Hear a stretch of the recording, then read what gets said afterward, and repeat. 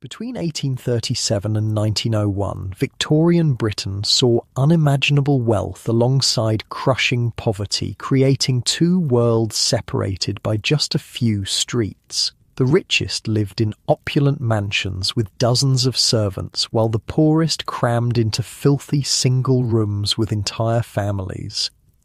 Here's what life was really like for the richest and poorest in Victorian England.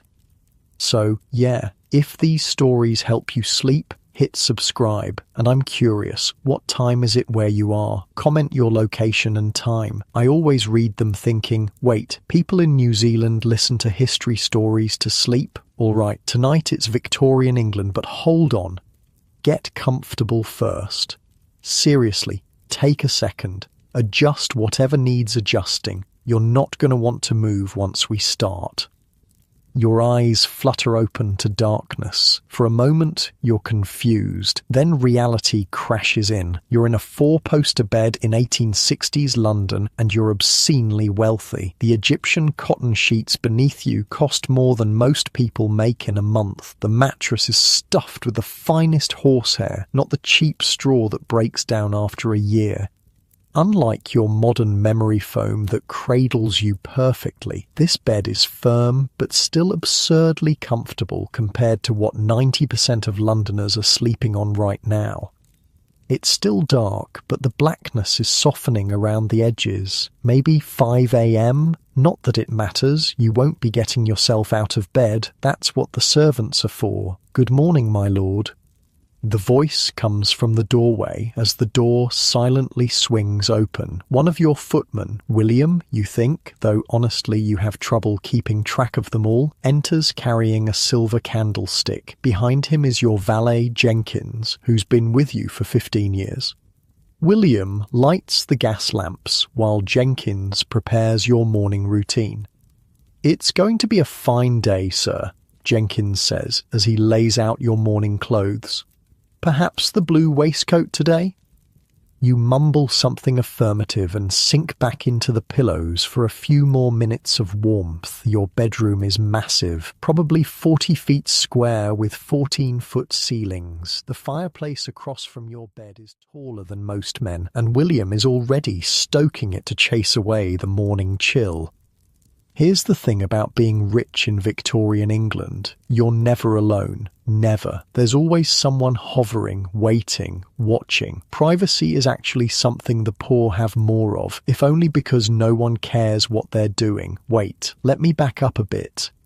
This is one bedroom in your London townhouse, one of your 3 homes. You've got this place in Belgravia, the country estate in Hampshire where your family has lived for 11 generations, and the hunting lodge in Scotland. The London house alone has 32 rooms and requires 17 full-time servants to run properly. And that's actually modest compared to some of the true aristocracy.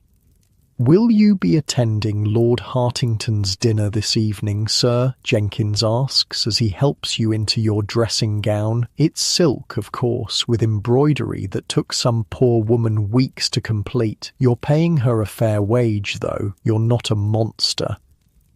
"Yes, I suppose I must," you reply, making your way to the washstand where a porcelain basin of warm water awaits. "Lady Elizabeth will be there." Jenkins nods knowingly. Lady Elizabeth is the daughter of the Earl of Westmoreland, and your mother has been not so subtly pushing you toward a match. She comes with an impressive dowry, impeccable bloodlines, and, from what you've seen at previous social events, the personality of a wet dishcloth. But such is life in your social circle. Marriage is business, not romance. "Very good, sir. I'll prepare your evening attire accordingly." Speaking of attire, let's talk about the ridiculous amount of clothing you wear. Right now, you're just putting on your morning outfit, which is considered casual but would be formal by today's standards. You start with a linen shirt, followed by wool trousers, held up by suspenders. Then comes the waistcoat, the jacket, and the cravat, which Jenkins ties with expert precision. For footwear, you have leather boots that cost as much as a labourer makes in 3 months. And this is just your morning outfit. You'll change clothes at least 3 more times today. I know. You're thinking, this sounds exhausting, but remember, you're not doing any of this yourself. Jenkins is dressing you like you're a life-sized doll. While this is happening, the rest of the house is already humming with activity. The servants have been up since 4:30 a.m, preparing for the day. The cook and kitchen maids are making breakfast. The housemaids are dusting the drawing rooms and parlours. The footmen are polishing silver. The stable boys are tending to your horses. You make your way downstairs to the morning room where breakfast is served. Your wife is already there, looking immaculate despite the early hour. She too has been attended to by her lady's maid, who spent nearly an hour arranging her hair and helping her into her morning dress. "Good morning, my dear," she says, not looking up from her correspondence. She has several letters open in front of her, invitations to balls, charity events and afternoon teas. The social calendar of a wealthy Victorian woman is relentlessly full. The breakfast table is laden with food: eggs, bacon, kidneys, fish, toast, muffins, and fresh fruit. In an era before refrigeration, this spread represents significant work and expense. Your cook has been preparing since dawn, and the food is kept warm on heated serving trays. "Jenkins tells me we're attending the Hartingtons tonight," your wife says, finally looking up. She's pretty in that particular Victorian way: pale skin, a small waist cinched even smaller by her corset, and a serene expression that reveals nothing of her true thoughts. "Yes, I thought we might," you reply, helping yourself to some eggs. A footman immediately appears to pour you tea. "Lady Elizabeth will be there," she says with a small smile. "Your wife is well aware of your mother's matchmaking efforts on behalf of your brother, and her cousin, Lord James. He's quite handsome, I hear." You raise an eyebrow at her teasing. This is what passes for humour in your marriage: gentle, proper, and never inappropriate. You've been married for 12 years, a match arranged by your parents. She brought land and connections to the marriage. You brought title and wealth. It's worked out better than many such arrangements. You're fond of each other, if not passionately in love. Okay, hold that picture in your mind. Now let's completely flip the script. Same morning, same city, but you're not waking up in Belgravia. You're waking up in Seven Dials, one of London's most notorious slums. Your eyes open to darkness, but it's not the peaceful darkness of a well-appointed bedroom. It's the murky gloom of a basement room shared with 8 other people. The air is thick with the smell of unwashed bodies, coal smoke, and the ever-present stench from the open sewer that runs along your street. You're not lying on Egyptian cotton, you're on a pile of rags on the floor. If you're lucky, you have a thin, straw-filled mattress that you share with at least 2 siblings. The single, small window near the ceiling is crusted with dirt, but it hardly matters. The view is just the feet of people walking by on the street above. There's no servant to wake you gently. Instead, it's your mother's harsh voice. Up now, or there'll be no work. No work means no money. No money means no food. It's that simple. You roll off your makeshift bed, your body already aching. You're 10 years old, but you look 7 due to malnutrition. Your job as a chimney sweep means you need to be small, though. Fat children can't squeeze up the narrow chimney flues.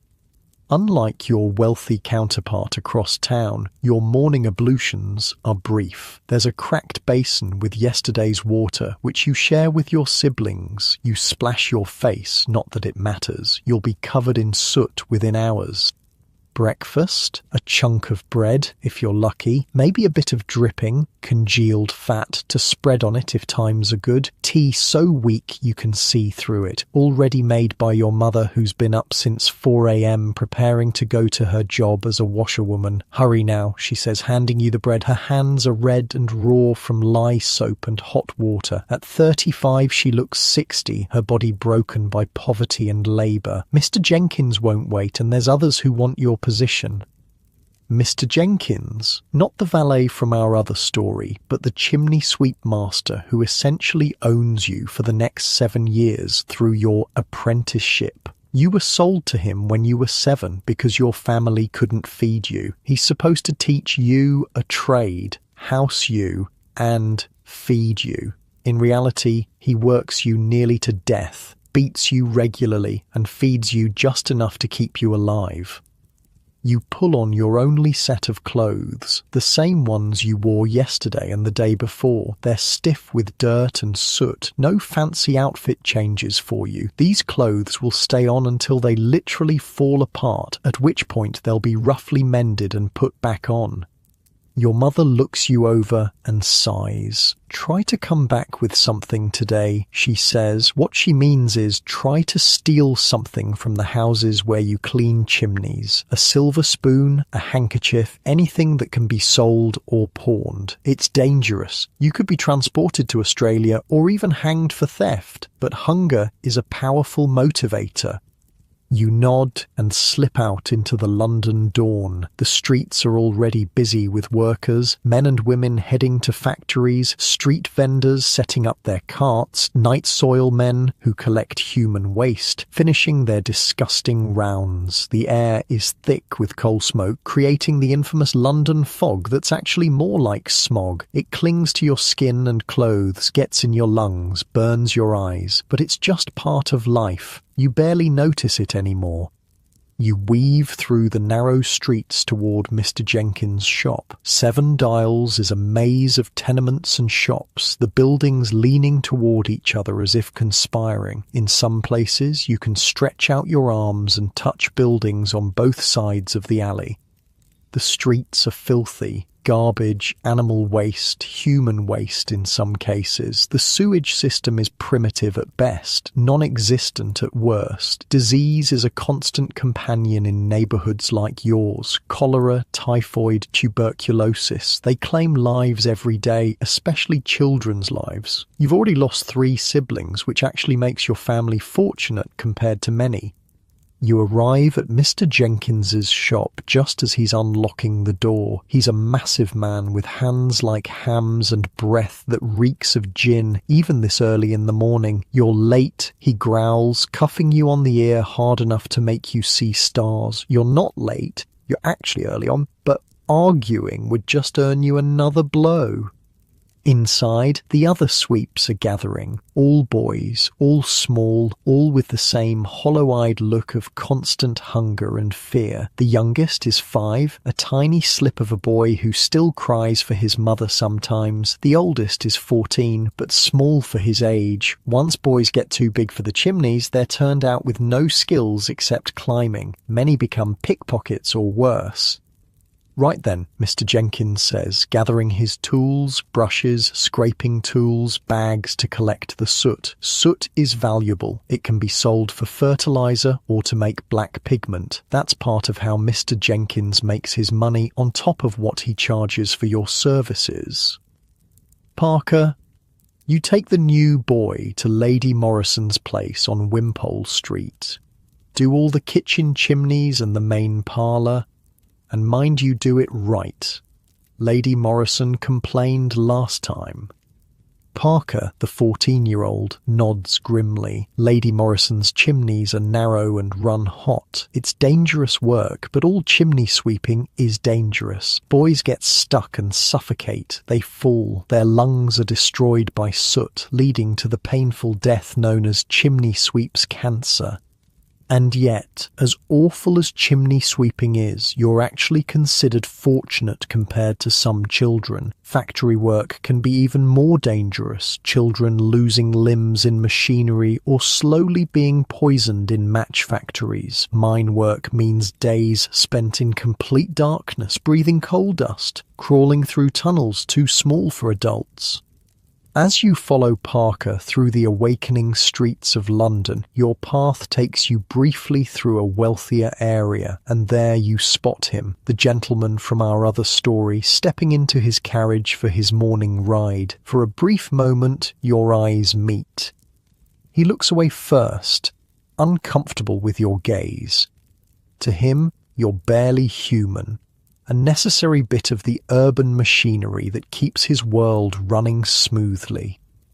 You're both breathing the same London air, walking the same London streets, but you might as well be living on different planets. Parker nudges you, breaking the moment. "Come on then," he says, "them chimneys won't sweep themselves." And so your workday begins. Climbing up into hot, narrow, soot-filled spaces where you could easily die, all so the wealthy can have clean, efficient fires to keep their many rooms warm. That's Victorian England for you, a place of staggering inequality where a few streets can separate unimaginable luxury from desperate squalor, where some children are raised to rule empires while others are worked to death before they reach adulthood. Back in the wealthy home, breakfast is concluding. You, the wealthy you, have business to attend to. As a gentleman, you don't actually work in the common sense. You manage your estates, make investment decisions, and perhaps hold a seat in Parliament, or serve as a magistrate. These are all considered appropriate occupations for a man of your station.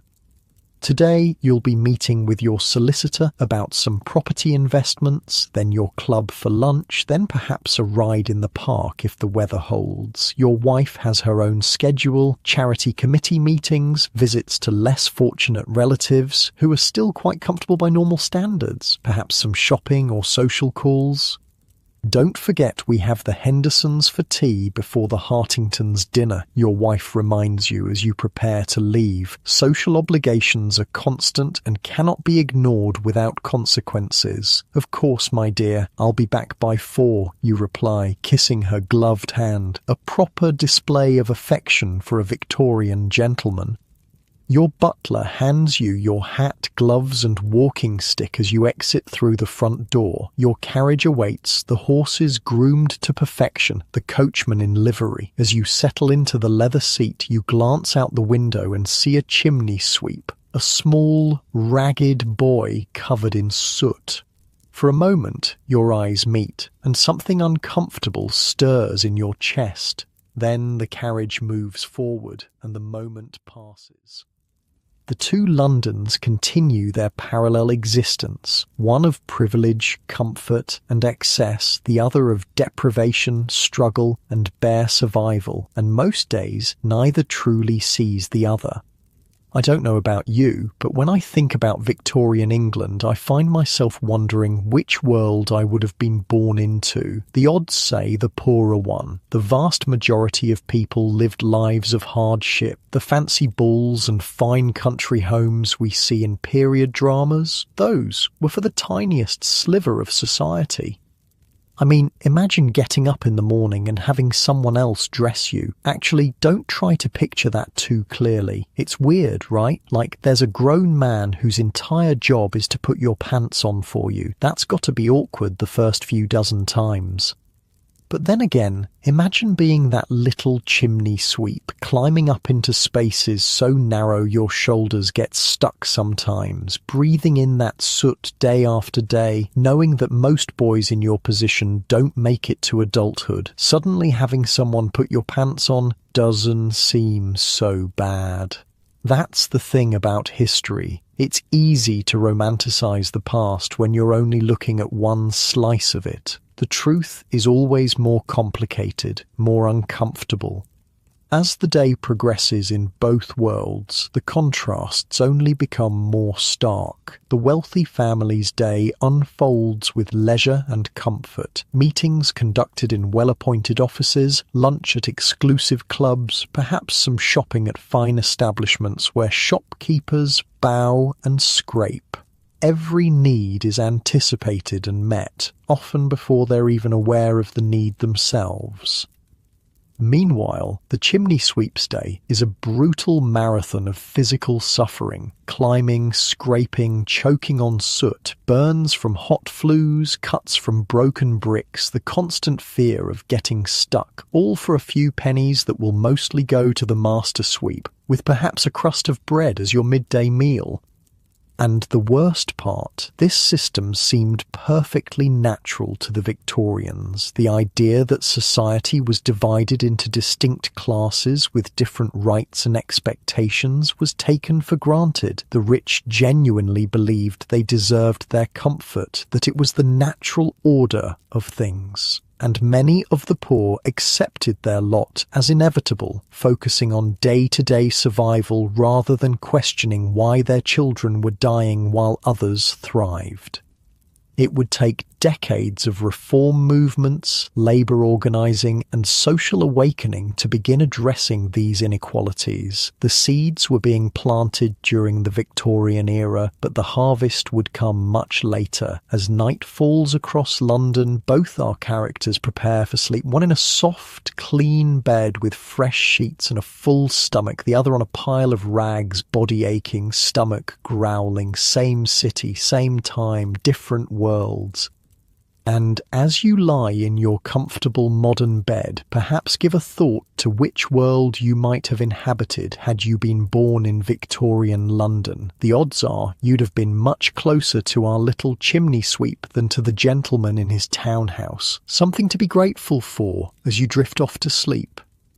But for now, we'll leave both our Victorian Londoners to their rest and continue their story tomorrow. The contrast between their lives will only become more apparent as we follow them through work, leisure, education, and more. Victorian England was a society of stark divisions, where your birth determined your destiny in ways we can barely comprehend today.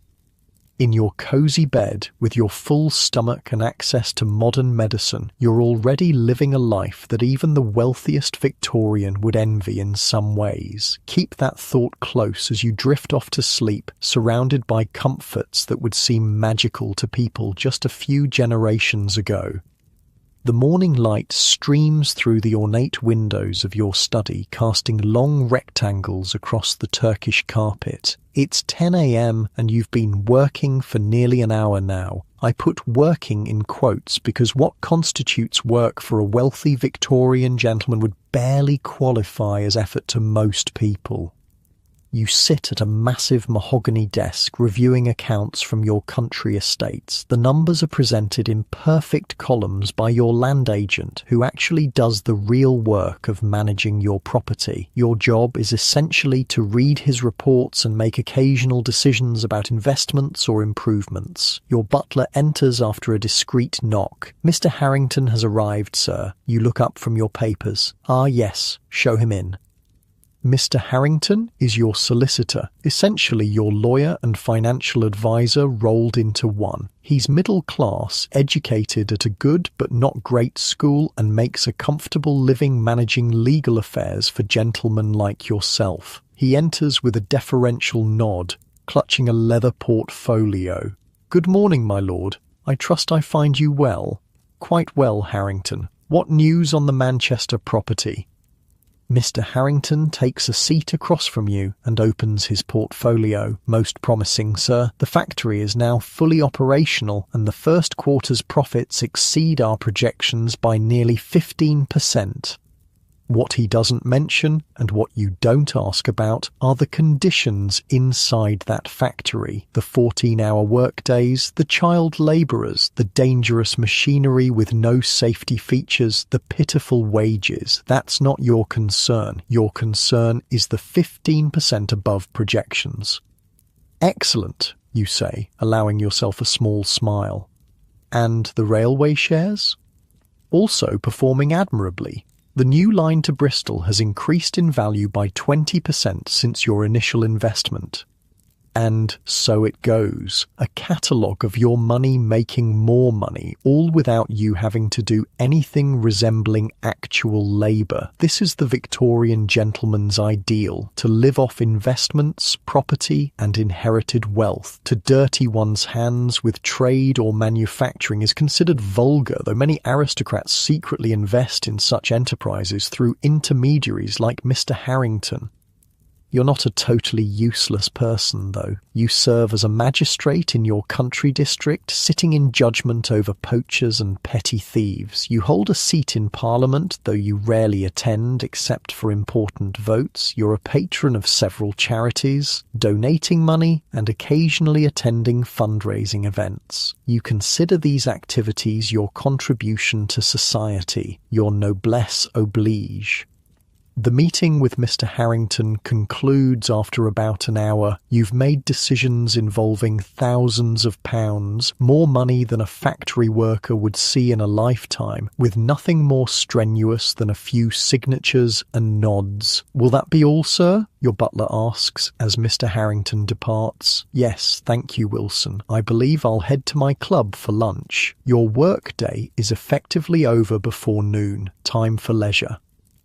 Meanwhile, across London, our chimney sweep is in the middle of his third chimney of the day. The flue is narrow and twisting, barely wider than his shoulders. The brick is rough against his skin, scraping him raw in places. Soot fills his eyes and mouth, despite the handkerchief tied over his face. The heat is intense. This chimney was used just yesterday, and the bricks still hold warmth. Move faster, boy. The shout echoes up from below, where the master sweep waits impatiently. We've got 4 more houses after this one. The boy, let's call him Tom, doesn't waste breath responding. He needs every ounce of energy to keep moving upward, using his elbows and knees to brace against the sides of the flue. His small brush scrapes at the soot, sending it cascading down into the fireplace below. This is dangerous work. Just last month, a boy from a neighbouring sweep business got stuck in a chimney. By the time they broke through the wall to reach him, he had suffocated. It happens more often than anyone acknowledges. Tom finally reaches the top, his head poking out into blessed fresh air for a moment. London spreads out below him, a forest of chimneys and rooftops shrouded in coal smoke. For a brief instant he feels something like freedom, perched above the city that otherwise crushes him. But there's no time to enjoy the view. He needs to make his way back down, which is often more dangerous than going up. One slip and he could fall the entire height of the chimney. When he finally emerges into the kitchen fireplace, he's covered head to toe in black soot. Only the whites of his eyes and the pink of his tongue show through when he coughs. "Took you long enough," the master sweep grumbles. "Clean yourself up enough not to track soot, then on to the next one." The kitchen maid gives him a sympathetic look and hands him a cup of water and a chunk of bread when the master's back is turned. It's a small kindness, but in Tom's world, small kindnesses are everything. "Thank you, miss," he whispers, gulping down the water and stuffing the bread into his pocket for later. "You're welcome, little man," she says. "My brother was a sweep before he got too big. I know how it is." Tom nods gratefully. There's a camaraderie among the working poor, a recognition of shared struggle that creates moments of connection amid the hardship. As Tom follows his master out onto the street, they pass a gentleman stepping into a handsome carriage. "It's you, the wealthy you, heading to your club for lunch." Your eyes slide past Tom without really seeing him, just another smudge in the urban landscape. You arrive at your club, an exclusive establishment on Pall Mall, where membership is strictly controlled. No trade allowed, only gentlemen of proper breeding and connections. The doorman greets you by name, taking your hat and gloves. Inside, it's like a palace dedicated to masculine comfort. Deep leather chairs, polished wood, the smell of good tobacco and brandy. The dining room gleams with crystal and silver. You join several acquaintances for lunch, and the conversation flows between politics, business, and the upcoming social season. "I hear Lady Elizabeth will be at the Hartingtons tonight," mentions Lord Pembroke, a ruddy-faced peer with whom you share some railway investments. "So I'm told," you reply noncommittally. "Fine family, the Westmorlands, bloodlines as old as any in England." He gives you a knowing look. "And the girl's dowry is said to be substantial." You offer a tight smile. "Your personal finances are excellent, but no gentleman would turn down a substantial dowry. Marriage in your circle is as much a business transaction as an emotional union."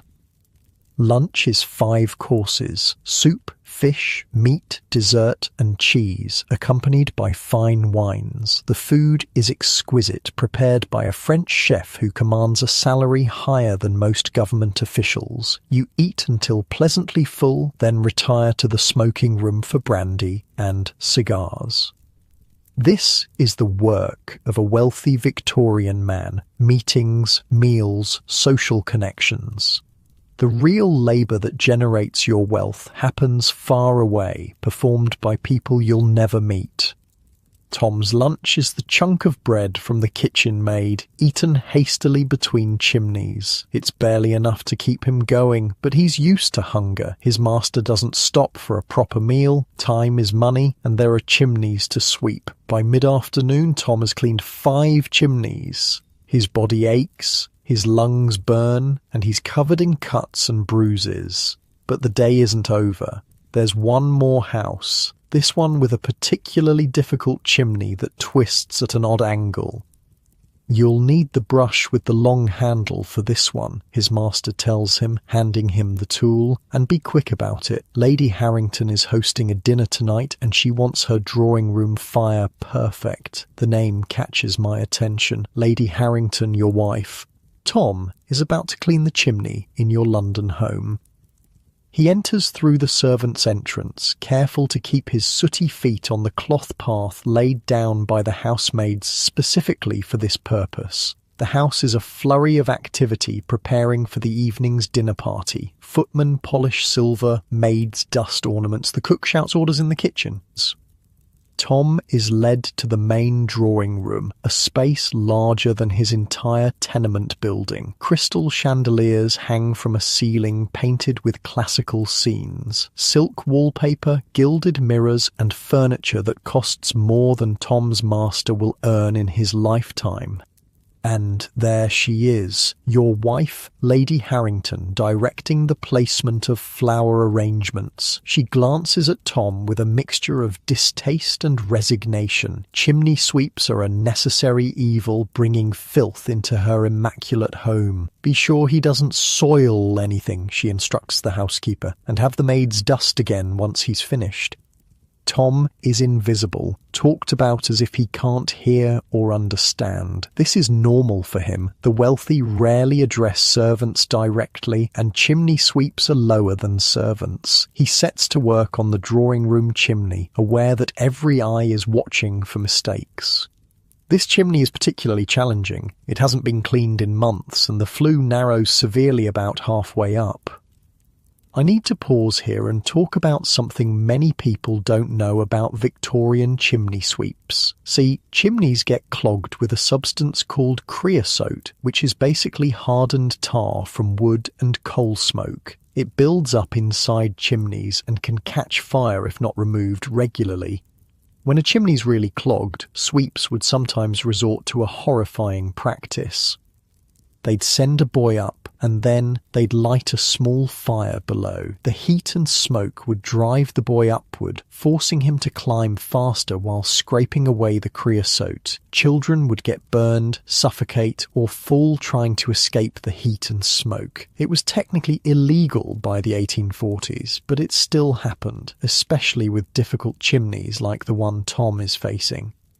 "This one's proper stuck up," Tom's master mutters, examining the chimney. He glances around to make sure no household staff are nearby. "Might need a bit of encouragement." Tom's heart sinks. He knows what that means. "Please, sir," he whispers, "I can do it proper without. Just need a bit more time." The master sweep considers, then nods curtly. 5 minutes, then we do it my way."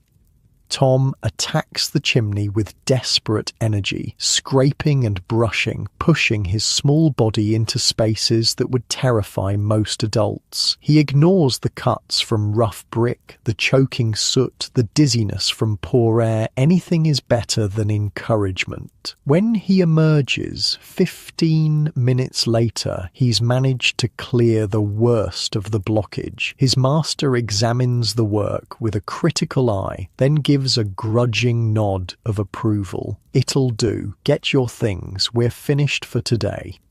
Tom gathers the brushes and soot bags with shaking hands. The close call has left him drained. As they leave through the servants' entrance, the cook, seeing his exhaustion, secretly hands him a meat pie wrapped in cloth. "For later," she whispers. "You look half-starved, child." It's another small kindness in a world that offers few. Tom clutches the pie like treasure, already imagining sharing it with his siblings later.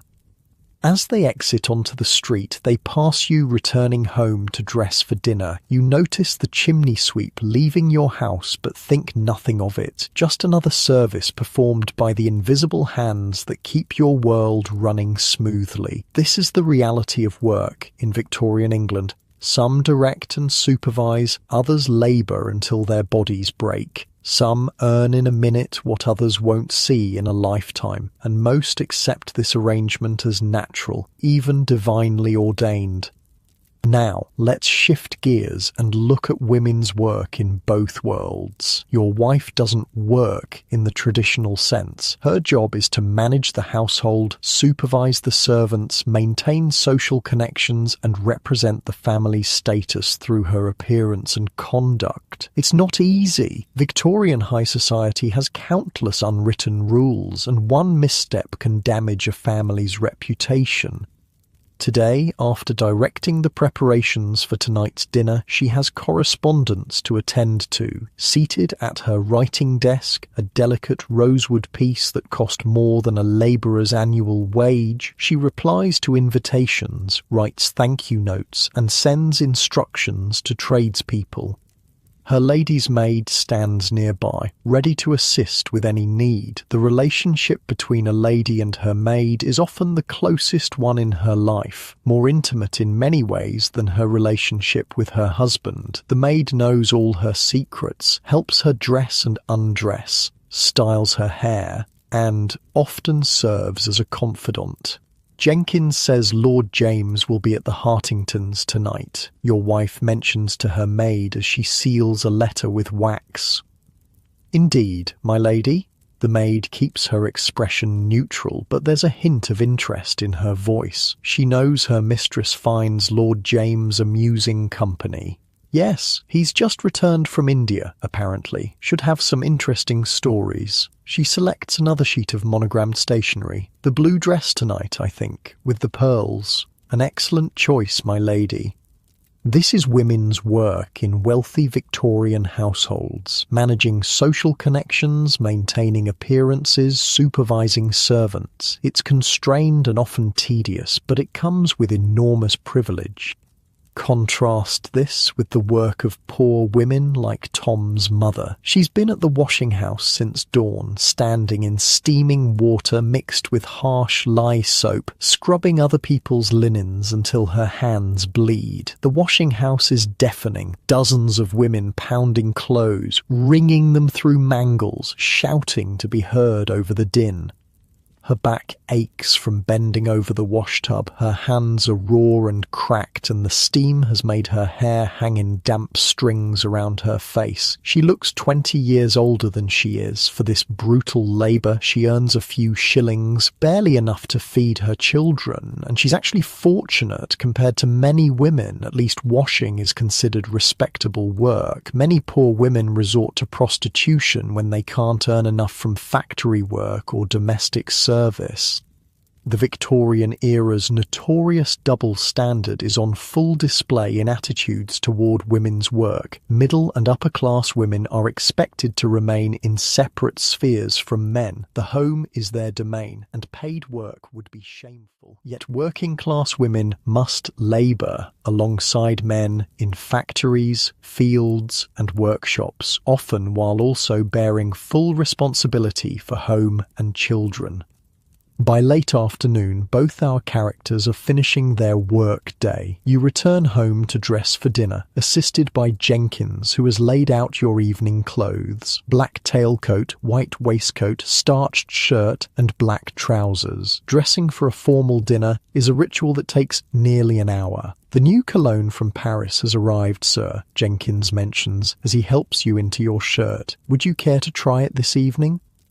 "Yes, why not?" You barely think about the cost of such luxuries. The cologne probably cost more than Tom's family pays in rent for a month. Downstairs, the house is transformed for evening. Chandeliers blaze with dozens of candles. Silver gleams on the dining table set for 12. Fresh flowers perfume the air. The staff moves with practiced precision, putting final touches on the dinner preparations. Your wife appears, resplendent in blue silk with pearls at her throat and wrists. Her waist, compressed by a tightly laced corset, looks impossibly small. Her hair is elaborately arranged, small diamond pins catching the light. "You look beautiful, my dear," you say, and mean it. Whatever the practical nature of your marriage, you can appreciate her beauty and the effort she makes to maintain appearances. "Thank you, Charles." She adjusts your cravat slightly. The carriage is ready whenever you are. Meanwhile, Tom has finally reached home, the basement room in 7 Dials. His siblings rush to greet him, their eyes lighting up when he produces the meat pie given to him by your cook. "Look what I got," he announces proudly. His mother smiles tiredly from where she sits by the small fire, her hands raw from the day's washing. "Bless you, child," she says, as she takes the pie and carefully cuts it into pieces, one for each family member, even divided among 5 people. It's a feast compared to their usual fare. As they eat, Tom recounts his day, the difficult chimneys, the brief view from the rooftops, the kind kitchen maid. He omits the scarier moments. His mother has enough to worry about. His younger sister, Mary, aged 8, shows him what she's learned at the Sunday school she attends. She can write her name now and recognize a few words. Education is their only hope for a better future, though the chances of getting enough schooling to make a difference are slim. After their meagre meal, Tom's mother reads aloud from a tattered Bible, one of the few books in their possession. Despite their hardships, there's love in this room and moments of joy amid the struggle. They make the best of what they have, finding small pleasures where they can. But as they settle down to sleep, all 5 of them in one room, the contrast with your evening couldn't be more stark. You and your wife arrive at the Hartingtons' mansion in Mayfair, your carriage joining a line of similar vehicles disgorging finely dressed guests. Footmen in livery assist you from the carriage, and you enter a home even grander than your own.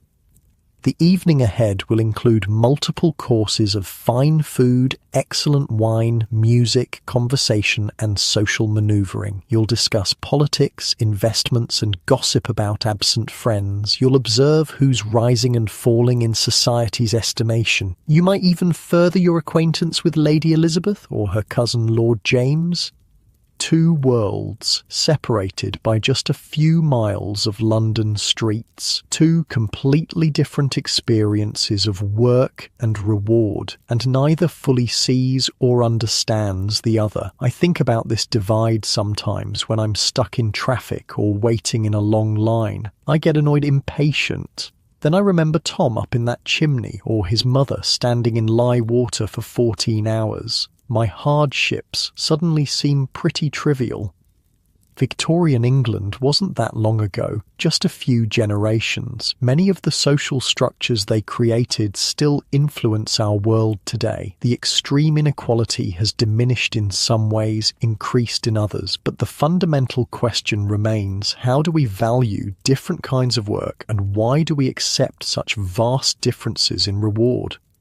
Something to ponder as you drift closer to sleep. In our next chapter, we'll explore how education differed between these two worlds and how it shaped the future possibilities for both rich and poor children in Victorian England. The next morning dawns in both households. Yours in Belgravia and Tom's in Seven Dials. The contrast in how the children of these two worlds spend their days is just as stark as everything else we've seen.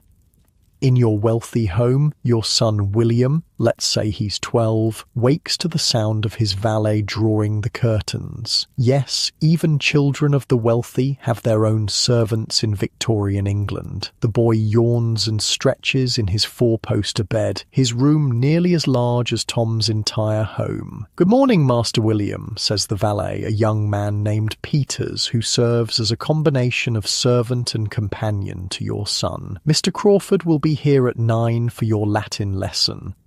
William groans. "Latin again? It's so boring." "Now, Master William," Peters says as he lays out the boy's clothes, "your father says a proper education is the foundation of a gentleman's life." And what constitutes a proper education for a boy of William's class? A curriculum focused on classical studies, Latin, Greek, mathematics, history and literature, not because these subjects have practical applications, but because they mark one as cultured and well-bred. The goal isn't to prepare William for a profession, gentlemen don't have professions, but to prepare him for university, probably Oxford or Cambridge, where he'll make connections with other young men of his class.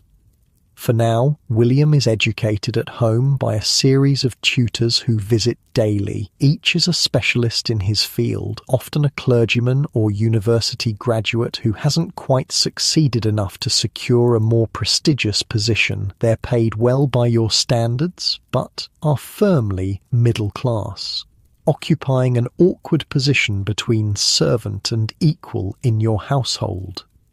After a breakfast served in the nursery by a maid, eggs, toast, ham and hot chocolate, William settles into the schoolroom for his first lesson of the day. The schoolroom is a dedicated space filled with maps, globes, books and scientific instruments. One wall holds a massive bookshelf filled with educational texts and approved literature. Mr. Crawford arrives precisely at 9, a thin man in his 40s with spectacles and ink-stained fingers. He carries a worn leather satchel containing textbooks and papers. "Good morning, Master William," he says formally. "I trust you've completed your translation of Cicero."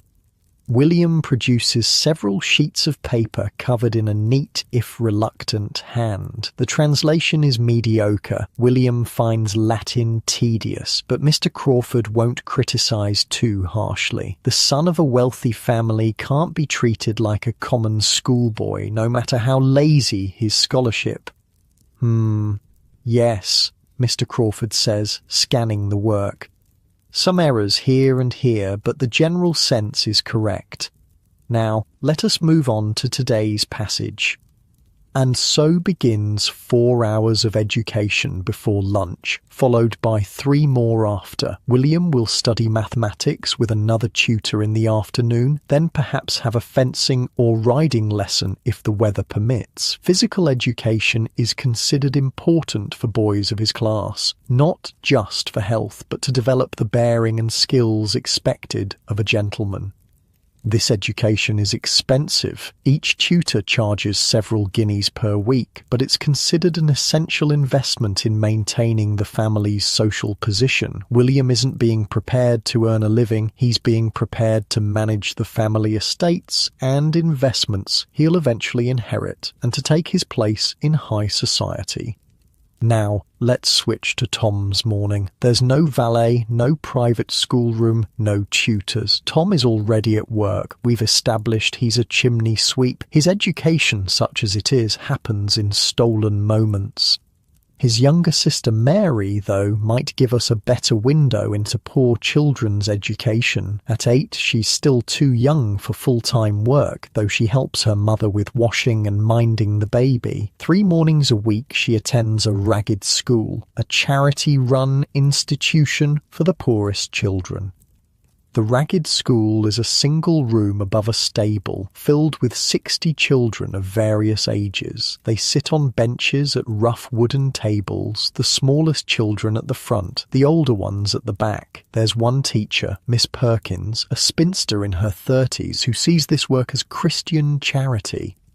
The conditions would horrify modern educators. The room is cold in winter, stifling in summer. There are few books. The children share tattered readers and slates for writing. Many come to school hungry, dirty, and exhausted from helping with family work before and after school. Mary arrives just as Miss Perkins is ringing the bell to start the day. She's wearing her only dress, patched in several places but clean. Her mother insists on cleanliness, seeing it as a bulwark against complete degradation. "Good morning, children," Miss Perkins says over the shuffling and whispering of 60 restless pupils. "Good morning, Miss Perkins," they chorus in ragged unison. The school day begins with a Bible reading and prayers. Religious instruction is central to poor children's education, partly because many ragged schools are funded by church groups, but also because Victorian reformers believed moral improvement was more important for the poor than academic achievement.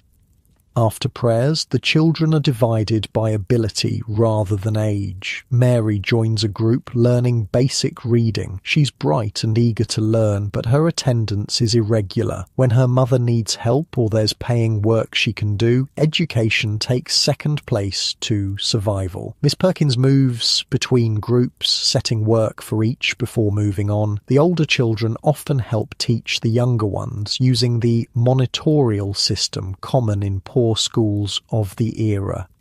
"Mary, can you read this passage for us?" Miss Perkins asks, pointing to a paragraph in the tattered reader they're sharing. Mary concentrates, sounding out the words carefully. "The good child obeys his parents and is kind to all." She beams with pride at having read the sentence without help. "Very good, Mary," Miss Perkins says with a smile. "Now, who can tell me what obeys means?" This is education reduced to its most basic elements: literacy, numeracy, religious instruction, and moral lessons about knowing one's place. There's no Latin, no higher mathematics, no literature beyond simple moral tales. The goal is not to elevate poor children out of their class, but to make them better, more moral members of it. Mary loves school despite its limitations. The hours spent learning are a respite from household chores and the grinding reality of poverty. She treasures the knowledge she gains, seeing it, rightly, as a possible path to something better. "Miss Perkins says I read better than anyone in my group," she tells her mother proudly when she returns home at midday. Her mother smiles tiredly as she wrings out washing in their single room. "That's wonderful, love. Perhaps you'll be a shop girl someday with reading like that." This is the height of educational ambition for most poor families. Not university or professions, but perhaps a slightly better class of work than their parents had. A shop girl instead of a washerwoman, a clerk instead of a factory worker. You know what's truly crazy to me about Victorian education? The absolute certainty they had about what different classes of people needed to learn. There was no concept that a poor child might have the same intellectual capacity or potential as a rich one. Education was designed to reinforce class boundaries, not overcome them. Wait, let me give you a specific example that really drives this home. In 1862, there was this education reform called the Revised Code that introduced what they called payment by results. Schools for poor children received government funding based on their students' performance in yearly examinations in reading, writing, and arithmetic. Sounds reasonable, right? But here's the kicker. The standards were incredibly basic. By age 11, children were only expected to read a short paragraph from a newspaper, write from dictation, and do simple arithmetic. That was considered sufficient education for working-class children. Meanwhile, wealthy children the same age were studying Latin, Greek, algebra, and classic literature. The system wasn't designed to identify talented poor children and help them advance. It was designed to give poor children just enough education to be useful workers while ensuring they didn't develop aspirations above their station. Back in your wealthy household, William's education continues with his mathematics tutor, Mr. Baxter. Unlike Mr. Crawford, who treats Latin as an intellectual exercise, Mr. Baxter tries to relate mathematics to practical concerns. Now, Master William, let us say you inherit an estate that yields $5,000 per annum, but carries mortgages requiring payments of $200 per annum. If you wish to maintain a London residence costing $800 per annum and support a family at $1,500 per annum, how much remains for investments and improvements? William calculates quickly. 1,500, sir. Correct. And if those investments yield 5% annually, how much additional income will you have after 1 year? 75, sir. Very good. You see, mathematics has practical applications for a gentleman managing his affairs. This is as close as William's education comes to vocational training, learning to manage the wealth he'll inherit. He won't be taught a trade or profession. That would be beneath his station. If he weren't the eldest son, who will inherit the bulk of the family fortune. He might be prepared for the church, the military, or perhaps the diplomatic service. Acceptable occupations for younger sons of good families. William's sister, Emma, receives a different education entirely. At 14, she studies with a governess rather than tutors. Her curriculum includes French, music, drawing, needlework, and enough history and literature to make her an entertaining conversationalist. The goal is to prepare her for marriage, not intellectual achievement. Miss Harrington, the governess, watches as Emma practices the piano in the drawing room. Your wrist position is still not quite right, Miss Emma. Remember, a lady's accomplishments reflect on her breeding. Emma adjusts her wrists, suppressing a sigh. She actually enjoys reading and has a quick mind, but her education is designed to make her decorative rather than knowledgeable. Deep learning in women is considered unfeminine and possibly dangerous. Medical authorities warn it might divert energy from the reproductive organs to the brain, rendering women infertile or prone to hysteria. Will I need to play at Lady Hartington's dinner next week? Emma asks, hoping the answer is no. She finds performing for company nerve-wracking. Your mother thinks it would be appropriate for you to play one piece, Miss Harrington replies. Lord James will be there, and he's known to appreciate music. Emma blushes slightly. At 14, she's already being subtly prepared for the marriage market, though her formal debut is still a few years away. Her education, her accomplishments, even her carefully supervised social interactions are all designed with one goal in mind: securing an advantageous match. Meanwhile, Mary's education at the ragged school continues with an arithmetic lesson. The children work on slates, practicing simple sums. The practical focus is evident. They learn to calculate wages, measure cloth, and make change. These are the mathematical skills needed for working-class life. "Please, miss," Mary raises her hand, "when will we learn proper writing? My brother says he could get better work if he could write letters." Miss Perkins looks sympathetic but realistic. "We'll begin copperplate next month for those who've mastered their sums, Mary. But remember, for most positions, reading is more important than writing. This is another stark difference in educational goals. Poor children are taught to read instructions, signs, and simple texts, skills needed for manual and service work. Writing is considered less essential, as most jobs available to them require following orders, not giving them." By early afternoon, Mary's school day ends. The ragged school operates on a half-day schedule, assuming poor children need the remaining hours to contribute to family survival. Mary returns home to help her mother finish the washing, her mind still working on the day's lessons. "Mama, Miss Perkins says I might get a scholarship to the charity school if I keep learning well," she says as she folds clean linens.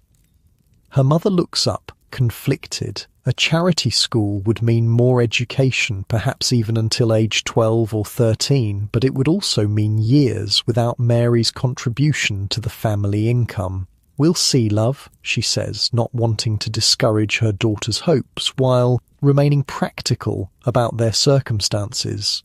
"It would be a fine thing, but we need every penny with the baby coming." Mary nods, understanding the unspoken reality. Education is a luxury when survival is at stake. Back in Belgravia, William's educational day is winding down with his final tutor, Mr. Thompson, who teaches history and geography. Today's lesson focuses on the British Empire, that vast pink expanse covering nearly a quarter of the globe on the schoolroom map. "The Empire, Master William, is Britain's greatest achievement," Mr. Thompson explains, pointing to territories from Canada to Australia, India to Africa. "We bring civilization, Christianity, and commerce to primitive peoples. It is the burden of the British gentleman to govern these territories wisely." This is education as imperial indoctrination, preparing William for his place in a ruling class that governs not just Britain, but a significant portion of the world's population. There's no questioning of Britain's right to these territories, no examination of the exploitation that underlies the imperial project. William is being taught that rule is his birthright, both at home and abroad. After his lessons conclude, William has free time before dinner. He heads to the garden where Peters has set up his new cricket set, a birthday gift. Physical education through sports is considered essential for boys of his class, teaching teamwork, leadership, and the concept of fair play that underpins the gentleman's code of conduct. As William practices his bowling technique, his father returns from his club and pauses to watch. These moments of paternal attention are rare and precious in wealthy Victorian families, where fathers are often distant figures. "Good form, William," you say, briefly resting a hand on your son's shoulder. "Crawford tells me your Latin is improving." William stands a little straighter. "Yes, father, I've been practicing the declensions you showed me." "Excellent. Perhaps you'll be ready for Harrow next year then." This casual mention of boarding school sends a ripple of anxiety through William. At 13, boys of his class typically leave home for public schools like Eton, Harrow, or Rugby. These institutions are breeding grounds for the Empire's future leaders, places where boys learn not just academic subjects, but the unwritten codes of upper-class masculine behaviour.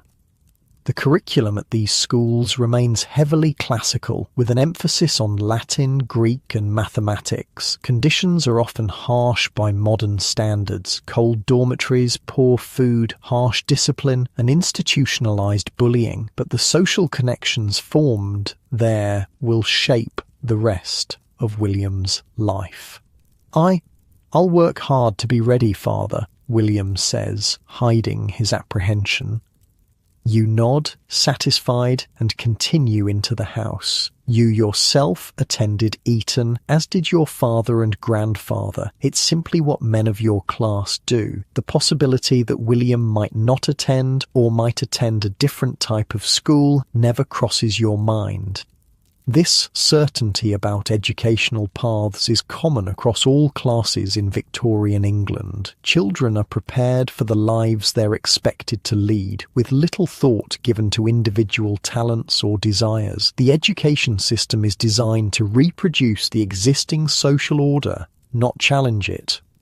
And yet, despite these rigid structures, there are always exceptions. Poor children who find paths to education beyond what their birth would predict, wealthy children who reject the futures laid out for them. These exceptions are rare but significant, proving that human potential can sometimes transcend even the most stratified social systems. As the day ends in both households, the children prepare for sleep with vastly different prospects ahead of them. William will likely go to university, inherit wealth, and take his place among Britain's ruling class. Mary might, with luck and determination, secure slightly better work than her mother, but her horizons are severely limited by both gender and class. Tom, returning exhausted from another day of chimney sweeping, has even fewer prospects. By the time he's too large to climb chimneys, his lungs will be damaged by soot, his body stunted by malnutrition and labour. Without education, his options will be limited to manual work, assuming he survives to adulthood at all. This is the educational landscape of Victorian England, a system designed not to create opportunity but to prepare each class for its predetermined role. The stark divisions we've seen in housing, food and work are reinforced and perpetuated through education, ensuring that the children of the rich remain rich while the children of the poor remain poor. Yet even within these constraints, the human spirit seeks knowledge and growth. Mary treasures her limited schooling, finding joy in learning despite its practical limitations. And while William might take his educational privileges for granted, the knowledge he gains has intrinsic value beyond its social function. In our next chapter, we'll explore how the different classes of Victorian England spent their leisure time, how they played, relaxed and entertained themselves when work and education were done. Even in their moments of joy and recreation, the divide between rich and poor remained vast, yet there were surprising overlaps and shared pleasures that crossed class boundaries.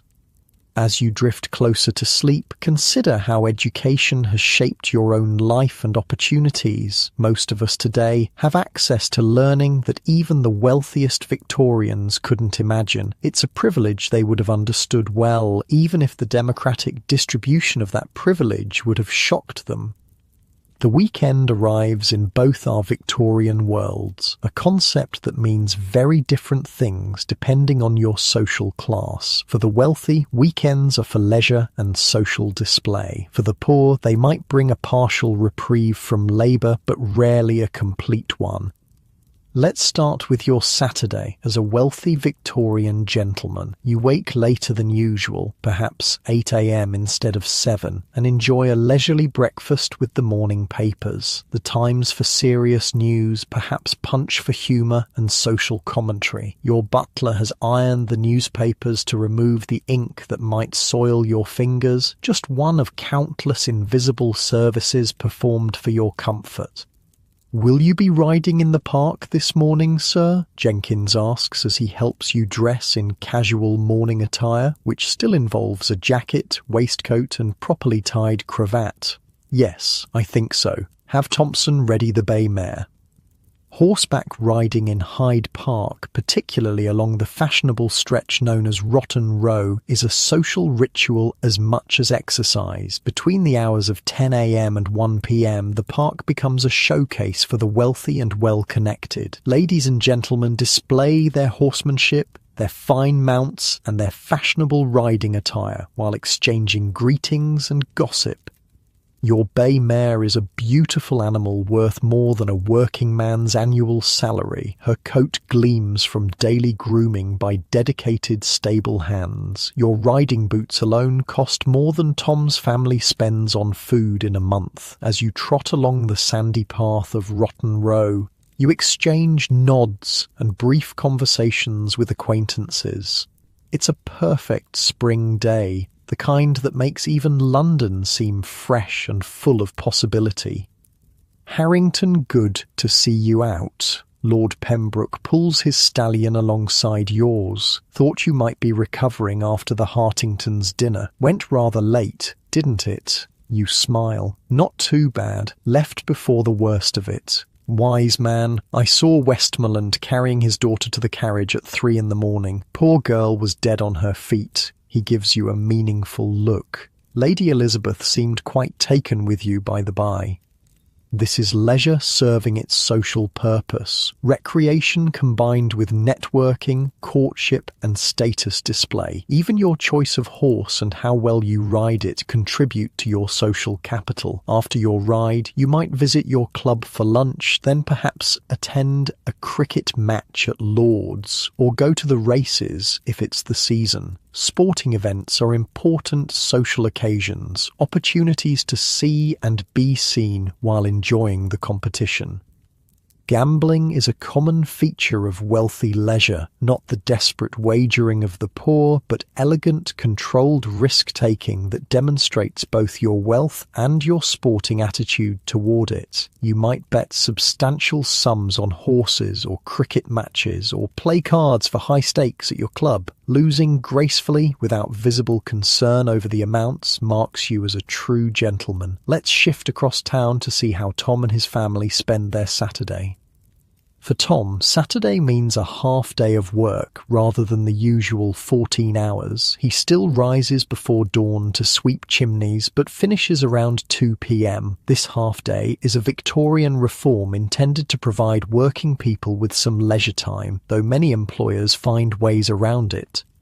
Tom returns home with his meagre pay, perhaps 5 shillings for the week, most of which goes directly to his mother for food and rent. But he's kept back a penny, a rare extravagance for Saturday's entertainment. "Can I go to the Penny Gaff with Eddie?" he asks his mother, referring to a cheap neighbourhood theatre that offers variety shows.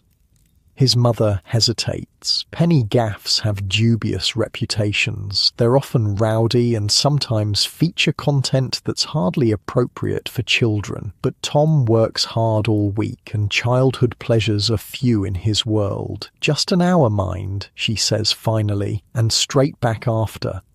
Tom grins and dashes out to find his friend, another sweet boy who lives 3 doors down. Together they head for the Penny Gaff, a converted shop where wooden benches face a small raised stage. For their penny admission, they'll see a mixed programme of songs, dances, comic sketches, and perhaps a melodrama with exaggerated villains and heroes. The audience is primarily working class, factory workers, servants on their half-day off, street vendors and labourers. The atmosphere is raucous, with audience members calling out to performers, singing along with familiar songs and freely expressing approval or disapproval. "Look! They've got Funny Joe tonight."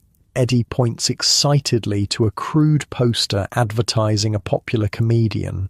"My brother says he does this bit with a live pig that'll make you wet yourself laughing." The boys find seats on a bench near the back, their small size making it hard to see over the adults in front. The air is thick with tobacco smoke, beer fumes, and the smell of unwashed bodies. Not that Tom notices, being perpetually covered in chimney soot himself. The show begins with a singer, a woman in tawdry finery performing music hall ballads with suggestive lyrics that go over Tom's head but elicit knowing laughter from the adults. Then comes a man who juggles knives, a girl who dances on a ball, and finally Funny Joe himself with his trained pig. The performance is crude by upper-class standards, but it provides genuine belly laughs and a few moments of wonder for Tom. This is entertainment that speaks directly to working-class experiences and humour without the pretensions or moral instructiveness of improving entertainment offered by middle-class reformers. When the show ends, Tom and Eddie spill out onto the street with the rest of the audience, still laughing about Funny Joe's antics. "Core, that was worth a penny and then some," Eddie declares. "What'll you do with the rest of your half day then?" Tom shrugs. "Help Mum with the washing, probably." "You? Dad's taking us to the dog fights behind the Bull and Crown. Wanna come?" Tom shakes his head. "Can't. Promised Mum I'd be right back." Animal sports, dog fights, rat baiting, cockfighting are popular working-class entertainments despite being technically illegal. They offer excitement, social gathering, and the opportunity to gamble small sums that might multiply into meaningful amounts. But Tom's mother disapproves, believing such spectacles brutalize those who watch them. Instead, Tom returns home to help with household chores. Leisure for poor children is often limited and interspersed with work. Even play frequently mimics adult labour. Girls play at keeping house, boys at trades they might enter. Still, there are moments of genuine childhood joy. After helping with the washing, Tom joins a group of neighbourhood children in a street game of King of the Castle, using a pile of construction rubble as their fortress. The game is physical, competitive, and offers a rare opportunity for mastery and control in lives largely defined by submission to adult authority. Now let's return to your evening as a wealthy Victorian. Saturday night might mean a dinner party, a ball, or perhaps the theatre or opera. Tonight, you and your wife are attending a performance at the Royal Opera House, followed by a late supper at Lady Pembroke's. Your evening clothes are even more formal than your day wear. A black tailcoat with satin lapels, white waistcoat, white bow tie, and black trousers with a satin stripe down each leg. Your wife wears an evening gown with a low neckline, her hair elaborately arranged with jewelled pins, long gloves extending above her elbows. Your private carriage delivers you to the opera house, where you're shown to your box. These boxes, rented by subscription for the season, are as much about seeing and being seen as about watching the performance. Opera glasses are used as often to observe other audience members as to view the stage. "The Westmorlands are here," your wife murmurs, subtly indicating a box across the theatre where Lady Elizabeth sits with her parents. "And there's Lord James with them."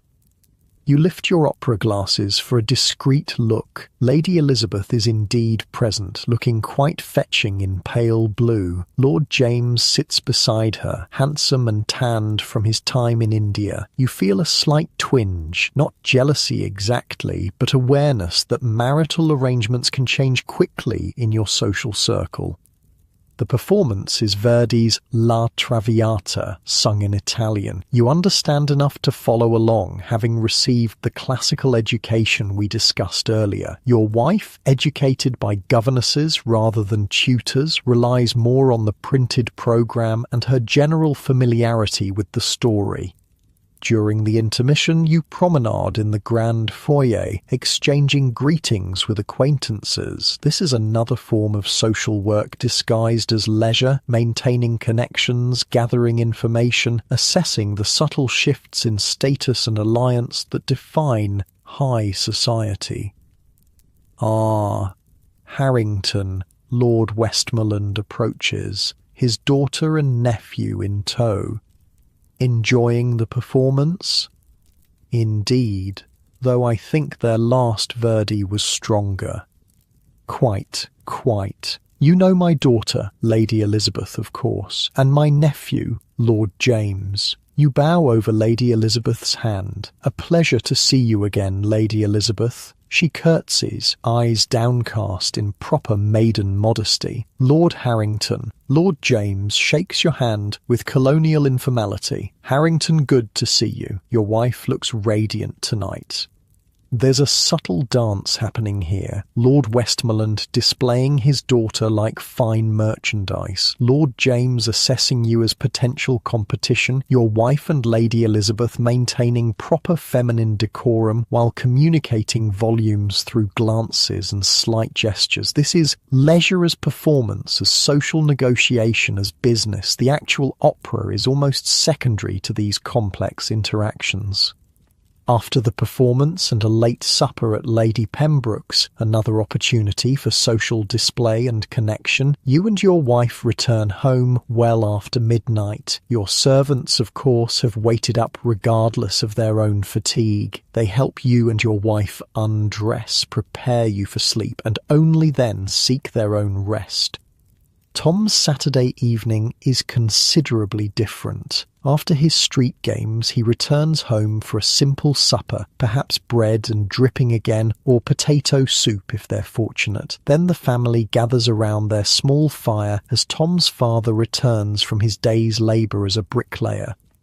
Despite their poverty, this is a moment of genuine family togetherness. Tom's father, usually taciturn from exhaustion, tells stories about his own childhood in rural Yorkshire. His mother darns socks by the light of their single candle. Mary practices her reading aloud from a tattered story paper borrowed from a neighbour.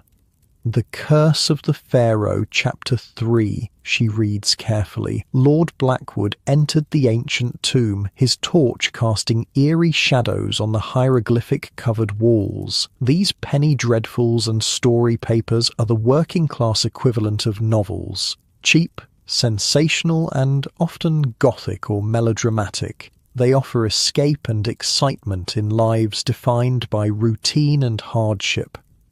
Tom listens, enthralled as Mary reads about cursed mummies and brave explorers. These stories offer windows into worlds he'll never see, experiences he'll never have. They're pure fantasy, but they expand his imagination beyond the narrow confines of Seven Dials.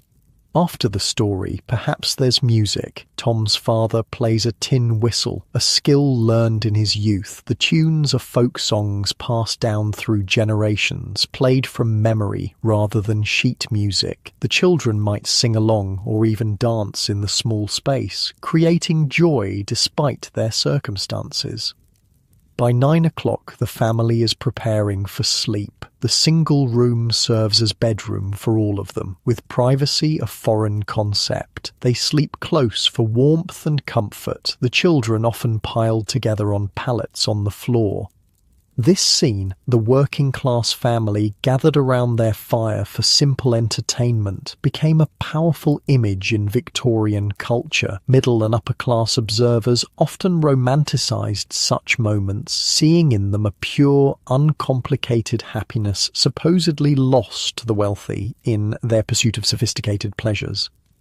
The reality, of course, was more complex. Yes, there was genuine joy and connection in these family gatherings, but they existed alongside constant anxiety about money, health, and survival. The simplicity was born of necessity, not choice.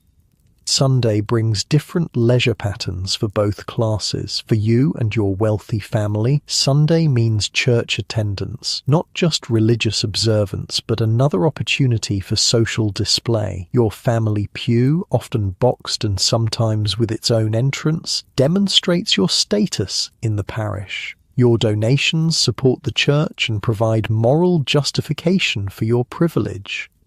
After church comes Sunday dinner, the most formal meal of the week, often with extended family or close friends invited. The afternoon might bring sedate activities considered appropriate for the Sabbath, reading improving literature, taking a decorous walk, perhaps sacred music. Games, sports, and frivolous entertainments are discouraged, at least in households that maintain proper Victorian piety. For Tom's family, Sunday also centres on church, though their experience differs greatly from yours. They attend a working-class chapel rather than your elegant parish church. The service is longer, the sermon more focused on sin and redemption than on general moral improvement. There are no family pews, seating is on backless benches with the most desirable spots near the front, often claimed by regular donors of even small amounts.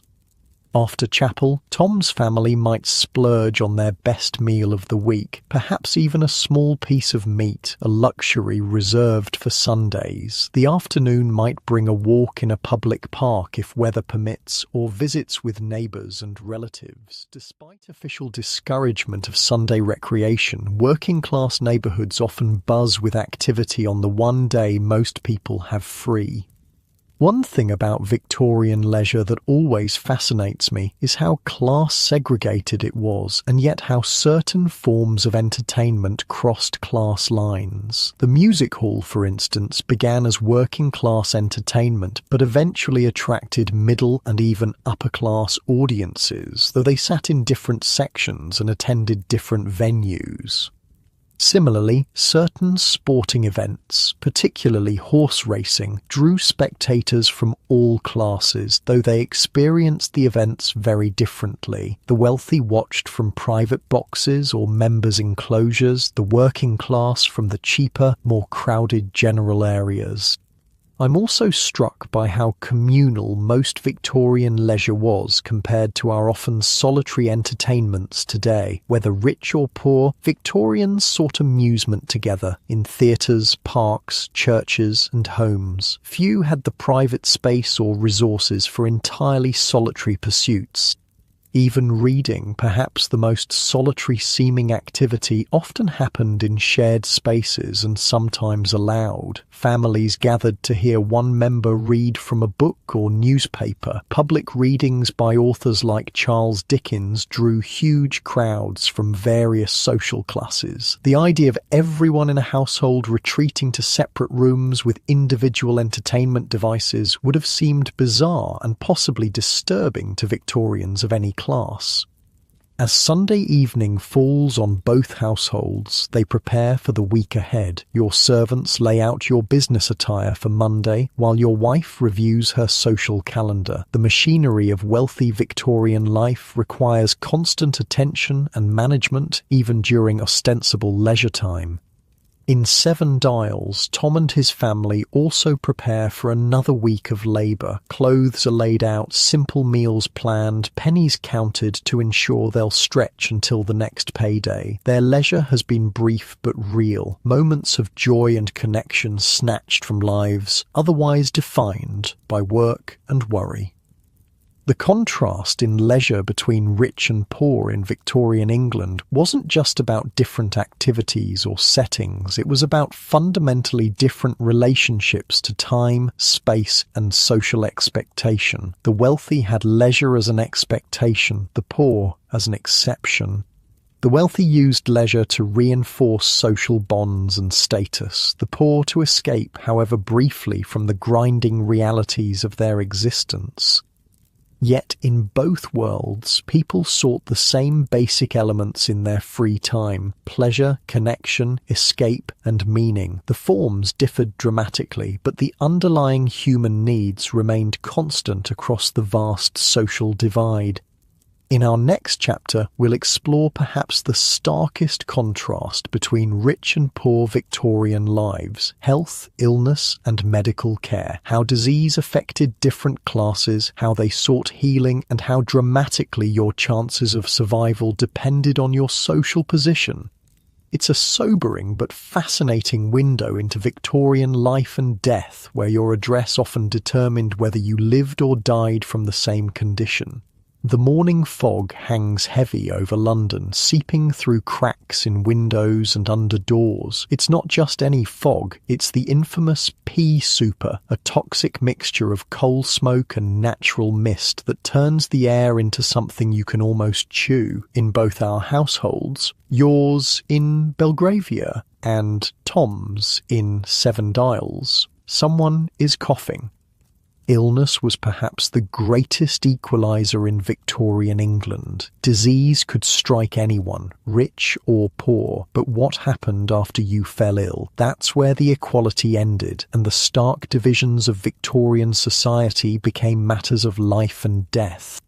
In your elegant Belgravia townhouse, it's your youngest child, 4-year-old Charlotte, who wakes with a rattling cough and flushed cheeks. Her nurse notices immediately. She sleeps in an adjoining room specifically to monitor the child through the night. "Miss Charlotte seems feverish, my lady," the nurse reports to your wife as soon as she's dressed. "I've taken the liberty of sending for Dr. Reynolds." Your wife goes immediately to the nursery, a bright, airy room at the top of the house. Charlotte lies in her small bed, her face unnaturally pink against the white pillowcase. The room is warm from a well-maintained fire, the windows closed against the foggy air outside. "Mama," Charlotte says weakly, reaching out a small hand. "My chest hurts." Your wife takes the child's hand, feeling the unnatural warmth of her skin. "Dr. Reynolds will be here soon, darling. Nurse will bring you some barley water." Within an hour, Dr. Reynolds arrives. He's your family physician, a distinguished gentleman who attended Edinburgh Medical School and maintains a practice exclusively serving wealthy families in Mayfair and Belgravia. His annual retainer alone would feed Tom's family for a year. The doctor is shown directly to the nursery, where he examines Charlotte with careful attention. He listens to her chest with his stethoscope, takes her pulse, examines her throat, and asks detailed questions about her symptoms. "It appears to be bronchitis," he tells your wife. "Not uncommon in this weather, but we must be vigilant. Children can deteriorate quickly." He writes out prescriptions for several medicines, a syrup for the cough, a powder to reduce fever, a tonic to strengthen the system. Your butler will take these to an apothecary immediately, where they'll be prepared with quality ingredients. "I recommend a steam tent for her bed," Dr. Reynolds continues. "The nurse should add a few drops of eucalyptus oil to the water. Keep the room warm but well ventilated. I'll return this evening to check her progress." Your wife nods, already giving instructions to the hovering servants. Within minutes of the doctor's departure, the sick room is a hub of efficient activity. The prescription medicines will arrive shortly. Meanwhile, the kitchen sends up beef tea and calf's foot jelly. Traditional invalid foods believed to be strengthening. The housekeeper prepares the steam tent, a frame over Charlotte's bed draped with sheets to create a miniature sauna. Charlotte will be constantly attended by her nurse, with your wife visiting frequently. If needed, a night nurse can be hired to ensure 24-hour care. No expense will be spared for her treatment and comfort. This is illness in a wealthy Victorian household. Prompt medical attention, quality medicines, good nutrition, warm surroundings, and constant care. It doesn't guarantee recovery. Victorian medicine had serious limitations even for the rich, but it offers Charlotte the best possible chance. Now let's cross London to Seven Dials, where Tom's younger brother James, also 4, wakes coughing in the night. The sound echoes in the small, damp room where the entire family sleeps. His mother stirs immediately. Maternal vigilance is the same across social classes. She feels his forehead in the darkness. "He's burning up," she whispers to her husband. "Worse than yesterday." James has been coughing for days, but in poor families, minor illness is often ignored until it becomes serious. They can't afford medicine for every cough and sniffle. They can't miss work to care for mildly sick children. They hope and pray that minor ailments will resolve on their own. But James is clearly getting worse. His breathing is laboured, his small chest heaving with the effort. In the dim light of early morning, his mother can see the unnatural flush on his cheeks.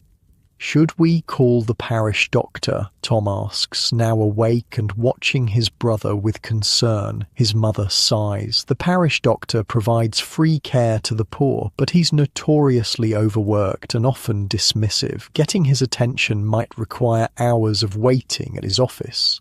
Hours. Tom's mother can't spare from her washing work without losing essential income. "I'll try Mrs. Wilson first," she decides. She helped the Parkers' girl last winter. Mrs. Wilson is the neighbourhood's unofficial healer, not a trained doctor or even a midwife, but a woman with some knowledge of traditional remedies and enough experience to recognise common illnesses. In poor communities, such women often provide the first, and sometimes only, medical attention families receive. As dawn breaks, Tom is sent to fetch Mrs. Wilson. He finds her already attending another sick child 2 streets away. When she finally arrives, she examines James with experienced hands. "Bronchitis, most like," she pronounces. "Going around with this weather. He needs mustard plasters for his chest and horehound tea for the cough." She leaves instructions for preparing these home remedies. Unlike Dr. Reynolds' prescriptions, these treatments use inexpensive ingredients available in most kitchens or purchasable for a few pennies. The mustard plaster, a paste of ground mustard seed applied to the chest, acts as a counter-irritant, drawing blood to the skin's surface. The horehound tea is an herbal expectorant to loosen phlegm. "Keep him warm as you can," Mrs. Wilson advises, "and try to get some broth in him. If he starts breathing real fast or his lips go blue, you'll need the hospital." This last suggestion carries its own dread. Victorian hospitals for the poor were places of last resort, often more feared than welcomed. The conditions were grim, the care minimal, and many entered never to return. Unlike Charlotte, James won't have a dedicated nurse. His mother must continue her washing work. The family can't survive without her income. Mary will stay home from school to watch him, doing her best with the limited instructions and resources available. The sick room is the same room where they all live, sleep, cook, and eat. The air is damp and chilled except near their small fire, which they can't afford to keep burning all day. The only food available is the same inadequate fare they always eat. Bread, tea, perhaps a bit of broth made from bones if they're lucky. Isn't it wild how the same illness could play out so differently based on your address? Bronchitis, basically the same bug infecting both children, but one gets a doctor, medicine, round-the-clock care, and every comfort, while the other gets homemade remedies and a scared sister watching over him while everyone else works. And what gets me is that the Victorians didn't see this as particularly unfair. They had this concept called the deserving poor, people who were poor through no fault of their own and thus deserved charity. But even for them, the assumption wasn't that they should receive the same level of care as the wealthy, just that they should receive something rather than nothing. Let me tell you about a specific treatment that really shows this divide. Take something like a tuberculosis diagnosis. If you were wealthy and got TB in the later Victorian period, your doctor might prescribe a stay at a sanatorium, basically a specialised hospital usually in the mountains or countryside where the air was clean. You'd rest in comfort, eat excellent food, and take gentle exercise under medical supervision. Many people recovered. If you were poor, you'd keep working until you physically couldn't anymore, spreading the disease to your family in your crowded home. When you became too sick to work, you might end up in a workhouse infirmary, where you'd receive basic care at best while being surrounded by other sick people in a crowded ward. Recovery rates were, unsurprisingly, much lower. Back in Belgravia, Dr. Reynolds returns that evening as promised to check on Charlotte. Her condition has stabilised, not improved dramatically, but not worsened. This is considered good news. Continue the treatments, he tells your wife. I'm cautiously optimistic. Children have remarkable resilience. He leaves additional medicines and instructions for the night. The household adjusts to the situation with practiced efficiency. Dinner is served as usual for you and any guests, though your wife may take a tray in the nursery to remain near Charlotte. The routine of the house continues, largely uninterrupted, with dedicated staff handling the crisis. You visit Charlotte's bedside briefly before retiring. "Papa," she smiles weakly, reaching for your hand. Her small fingers feel hot against your palm. "Be a good girl and take your medicine," you tell her, patting her hand somewhat awkwardly. Victorian fathers, particularly in upper-class families, often maintained a certain emotional distance from their children, especially daughters. In your world, illness is concerning but not catastrophic. You have resources to provide the best available care. You don't face financial ruin from medical expenses or lost work. The household can absorb the disruption without fundamental threat to its functioning. In Seven Dials, night falls on a very different scene. James's condition has worsened despite the mustard plasters and horehound tea. His breathing is more laboured, his fever higher. Tom's mother has returned from her washing work to find Mary nearly in tears with worry. "He won't drink anything," Mary reports, "and he's burning up something awful." Their mother feels James's forehead, her face tightening with fear. This is the moment every poor Victorian parent dreads, when illness moves beyond what home remedies can address, when expensive professional care becomes not a luxury but a necessity for survival. "Tom, run for Dr. Harper," she decides, naming the parish doctor. "Tell him it's urgent." Tom dashes into the night through dark streets where even in illness class divisions hold firm. The poor get sick in crowded, unsanitary neighbourhoods where disease spreads rapidly. They seek treatment in different facilities with different standards of care. They even die of different diseases, or rather of the same diseases, but in vastly different proportions. Dr. Harper's small office is crowded even at this late hour. Mothers hold coughing children, men sit with injuries from the day's labour, the elderly wait with various chronic ailments. Tom pushes his way to the harried receptionist. "Please, miss, my brother's real bad with the bronchitis. My mum says, can Dr. Harper come?" The woman barely looks up from her ledger. "Doctor doesn't make house calls after hours except for emergencies. Bring the child in tomorrow." "But he's really sick," Tom insists. "He can't hardly breathe." Something in his voice makes the woman look up properly. She sighs. "Wait here." She disappears into a back room, returning moments later. "Doctor says if it's that urgent, take him to the Children's Hospital on Great Ormond Street. He's too busy here."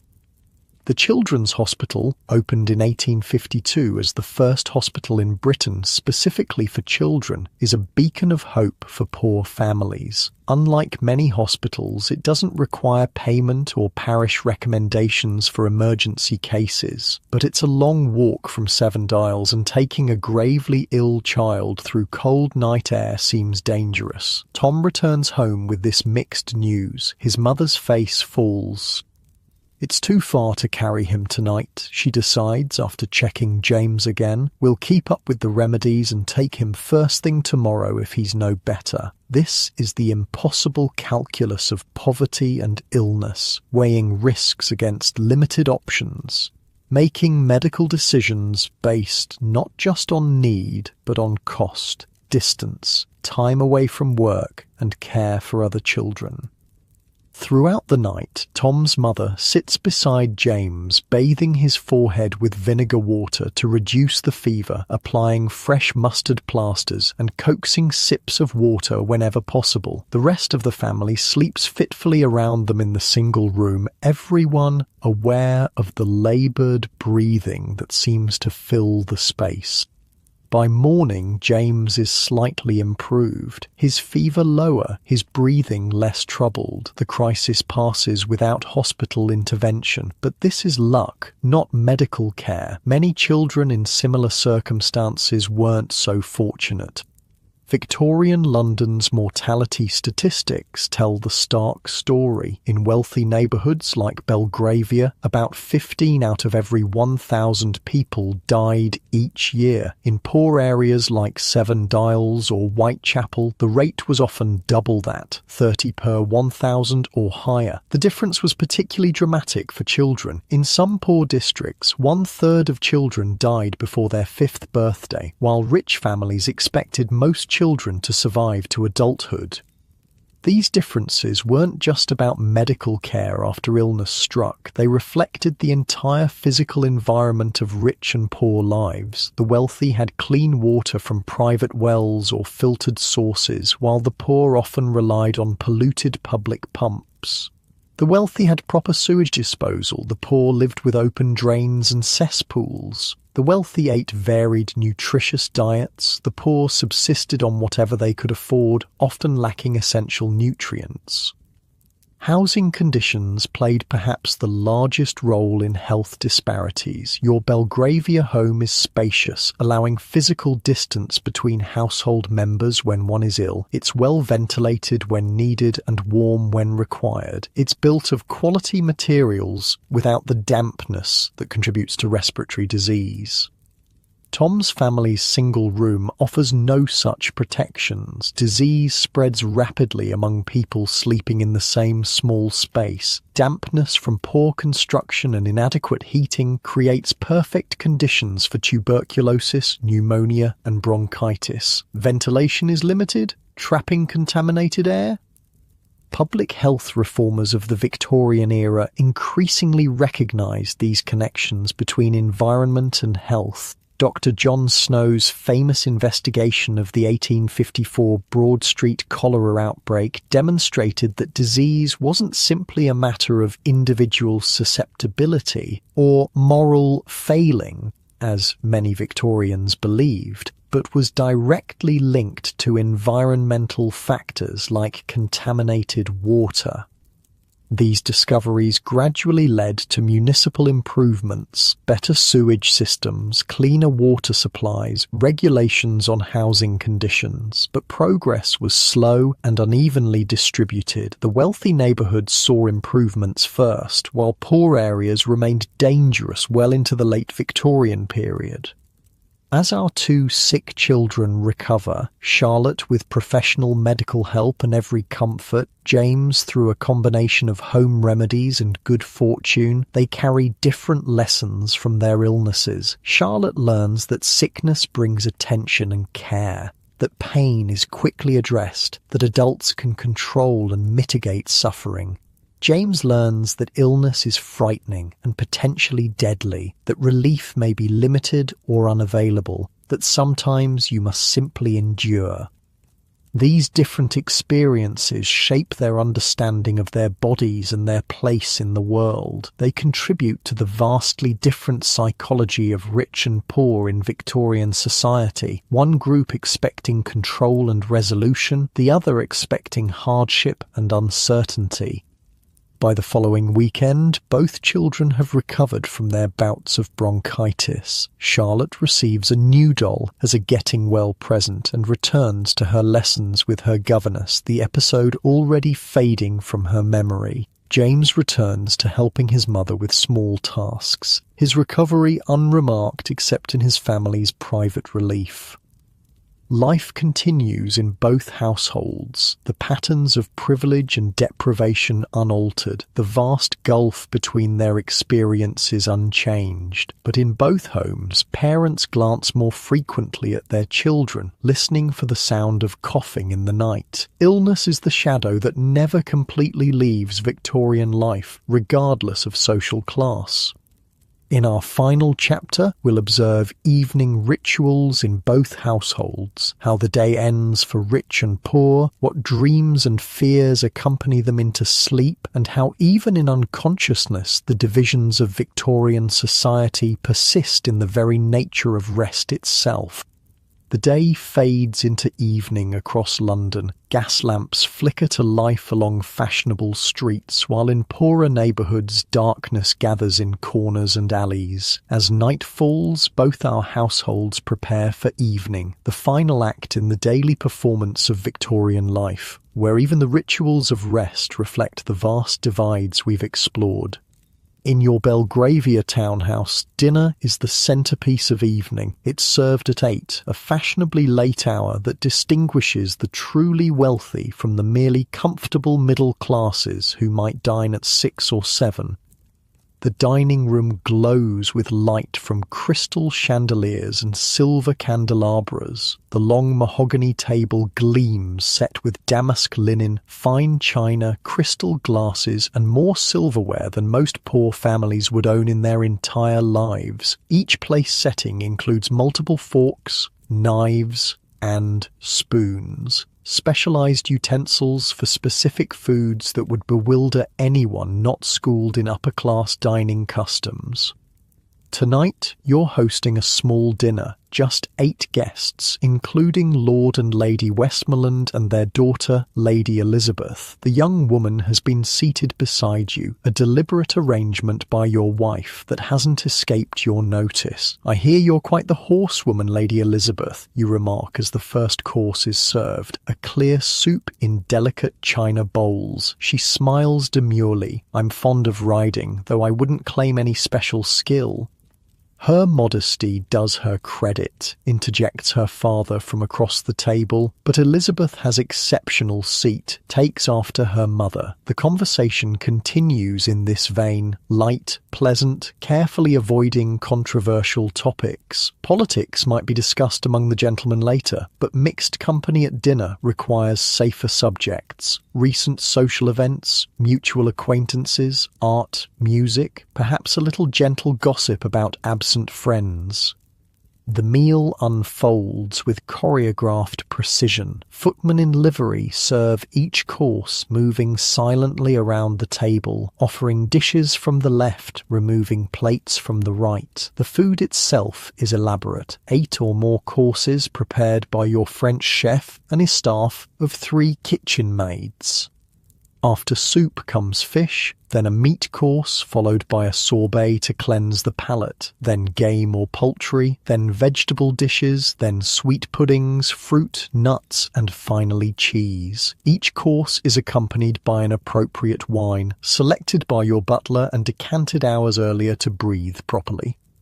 The entire production represents an enormous expenditure of money, time, and labour, not just in the meal itself, but in the years of training required for everyone involved, from the chef creating sauces to the footmen who've practiced their silent service to perfection. Lady Elizabeth navigates the meal with practiced ease, taking small portions, eating delicately, and never appearing too enthusiastic about the food. Vulgar hunger has no place in upper-class femininity. She's performing the role she's been trained for since childhood. The perfect society wife, accomplished, pleasing, and decorative. "I was at Lady Pembroke's musical evening last week," she mentions between courses. "Your wife's performance on the pianoforte was quite wonderful." "You're too kind," your wife responds from the head of the table. "I fear I've had little time to practice lately." This modest denial of skill is also part of the performance. Acknowledging compliments too enthusiastically would seem conceited. The intricate social dance continues through every course, exhausting in its complexity yet second nature to those raised within it. After dinner, another ritual unfolds. The ladies withdraw to the drawing room, leaving the gentlemen to port and cigars. This gendered separation allows for different conversations, business and politics among the men, household matters and social concerns among the women. In the drawing room, your wife presides over the coffee service, a silver pot poured into delicate cups. Lady Westmoreland settles beside her on the sofa. Elizabeth seems quite taken with your husband, she observes quietly, watching her daughter arrange her skirts on a chair nearby. Your wife sips her coffee. He speaks highly of her, and Lord James seemed quite attentive at the opera. Lady Westmoreland smiles. James is attentive to many young ladies. His position allows some latitude in that regard. The implication is clear. As a younger son without title or significant inheritance, Lord James can flirt but must eventually marry money. Lady Elizabeth, as an earl's daughter, must marry at least equal rank. These calculations underlie every social interaction in their world. Meanwhile, in the dining room, you and the other gentlemen have moved to clustered leather chairs. Your butler circulates with port and a box of Cuban cigars. Lord Westmoreland accepts both, settling in comfortably. Concerning situation in the Punjab, he remarks now that the ladies have departed, could affect cotton prices significantly if it deteriorates. The conversation shifts to business and politics, East India Company concerns, parliamentary matters, investment opportunities. These discussions are as much a part of dinner as the food itself, the real purpose behind the social gathering for many gentlemen. Across London in 7 Dials, evening brings a very different ritual. Tom's family gathers around their small fire as darkness falls. Their supper is simple, perhaps a thin vegetable soup with a crust of bread, nothing requiring elaborate preparation or service. They eat from mismatched bowls with worn metal spoons, sitting on whatever makeshift seating their single room affords. Perhaps a small bench, a couple of stools, some sitting on upturned crates. There's no tablecloth, no separate courses, no servants to wait on them. Found a good piece today, Tom's father says, producing a slightly bent metal bracket from his pocket. He works as a scavenger along the Thames shoreline at low tide, searching for anything saleable among the debris. Metal scraps, coal pieces, lost valuables if he's exceptionally lucky. "What's it from, Dar?" Tom asks, examining the object with interest. "Ship fitting, I reckon. Brass, so it'll fetch a few pence." This small triumph, finding something worth a few coins, is cause for genuine celebration. There's pride in his voice despite the humble nature of the discovery. In their world, such small victories can make the difference between eating and going hungry. After their simple meal, the evening continues with shared work and occasional recreation. Tom's mother mends clothing by firelight, squinting at the tiny stitches. His father whittles a small wooden toy for the youngest child, a rare moment of creativity amid the pragmatic focus on survival. Mary practices her reading, sounding out words from a tattered pamphlet distributed by Sunday school. Education continues in these evening hours, fitted around work requirements rather than forming the centre of children's days as in wealthy households. Tom himself might be repairing his shoes with scraps of leather found in the streets or helping his father sort the day's scavenged findings. Even in their limited leisure, productivity remains essential. Idle hands are a luxury the poor can't afford. Yet there are moments of simple pleasure. Perhaps Tom's father tells stories of his rural childhood, tales of farm animals and country superstitions that seem exotic to children raised in London's crowded streets. Perhaps there's singing, folk songs passed through generations, music requiring no instruments or formal training. "Tell us about the ghost horse again, Dar," the youngest child pleads, eyes wide in the firelight.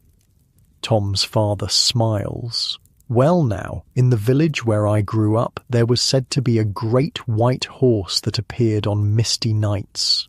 These oral traditions, ghost stories, folk tales, family histories, form the evening entertainment. No books are purchased, no theatre tickets bought, no elaborate games played. Yet the intimacy of these shared stories creates genuine connection.